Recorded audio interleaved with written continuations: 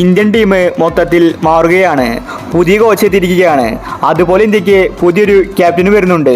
ഇതിനെക്കുറിച്ചാണ് നമ്മൾ ഇന്നത്തെ വീഡിയോയിൽ നോക്കുന്നത്. ഇത്തരം ക്രിക്കറ്റ് ന്യൂസിനാണ് ഈ ചാനൽ മറക്കാതെ സബ്സ്ക്രൈബ് ചെയ്യൂ. പുതിയ കോച്ചും ക്യാപ്റ്റനും വരുമ്പോൾ ലോട്ടറി അടിക്കുന്നത് യുവതാരങ്ങൾക്കാണ്. സാധാരണ ഒരു കോച്ച് മാറുമ്പോൾ അവർ സപ്പോർട്ട് ചെയ്ത താരങ്ങൾ പിറകിലേക്ക് വരും. ഫോമുള്ള താരങ്ങൾക്ക് മുൻപിലോട്ട് കയറി വരാൻ സാധിക്കും. ഉദാഹരണമായിട്ട് പുതിയൊരു കോച്ചിനെ BCCI പ്രഖ്യാപിച്ചിരിക്കുകയാണ്. ഇന്നലെയാണ് BCCI ഗൗതം ഗംഭീറിനെ ഇന്ത്യയുടെ പുതിയ കോച്ചായിട്ട് പ്രഖ്യാപിച്ചത്. ദ്രാവിഡ് പടിയിറങ്ങി.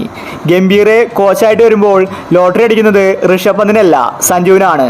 ഋഷഭ് പന്തിനെ സപ്പോർട്ട് ചെയ്യാത്ത താരമാണ് ഗൗതം ഗംഭീർ. മികച്ച കളി കാഴ്ചവെച്ചാൽ മാത്രമേ ഋഷഭ് പന്തിന് ഇനി ഇന്ത്യൻ ടീമിൽ സ്ഥാനം കിട്ടുകയുള്ളൂ. അല്ലെങ്കിൽ സഞ്ജുവിന് പ്ലേയിങ് 11-ൽ അവസരം കിട്ടും. ഗംഭീർ കോച്ചായിട്ട് വന്നത് സഞ്ജുവിൻ്റെ നല്ല കാലമാണ്. ഇനി അങ്ങോട്ട് സഞ്ജുവിൻ്റെ സമയമാണ്. ഗംഭീർ 3 വർഷത്തേക്കാണ് കോച്ചായിട്ട് എത്തിയിരിക്കുന്നത്. 2027 വരെ ഗംഭീർ ആയിരിക്കും ഇനി ഇന്ത്യൻ ടീമിനെ നയിക്കാൻ പോകുന്നത്. BCCI ഒഫീഷ്യലായിട്ട് തന്നെ ഗംഭീറിനെ ഇന്നലെ കോച്ചായിട്ട് പ്രഖ്യാപിച്ചിട്ടുണ്ടായിരുന്നു. ഇനി എല്ലാവരും കാത്തിരിക്കുന്നത് ഇന്ത്യയുടെ അടുത്ത T20 ക്യാപ്റ്റനെയാണ്. പുതിയ ക്യാപ്റ്റനെ ഇതുവരെ പ്രഖ്യാപിച്ചിട്ടില്ല. പാണ്ഡ്യയെ ക്യാപ്റ്റനാക്കാൻ സാധ്യത കൽപ്പിക്കപ്പെടുന്നുണ്ട്.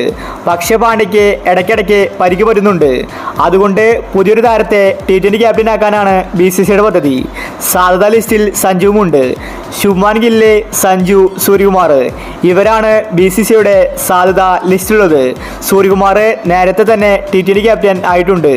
അതുപോലെ ഗില്ല് സിംബാബ്വെക്കെതിരെ ക്യാപ്റ്റനായി. സഞ്ജു ആണെങ്കിൽ IPL-ൽ രാജസ്ഥാന് വേണ്ടി മികച്ച ക്യാപ്റ്റൻസിയാണ് കാഴ്ചവെക്കുന്നത്. അതുകൊണ്ടാണ് സഞ്ജുവിനെയും പരിഗണിക്കുന്നത്. ഇന്ത്യൻ ടീം മൊത്തത്തിൽ മാറുകയാണ്. ഒരുപാട് യുവതാരങ്ങൾക്ക് ഇനി അവസരം കിട്ടും. ഗംഭീറിൻ്റെ കയ്യിലാണ് ഇനി ഇന്ത്യൻ ടീം.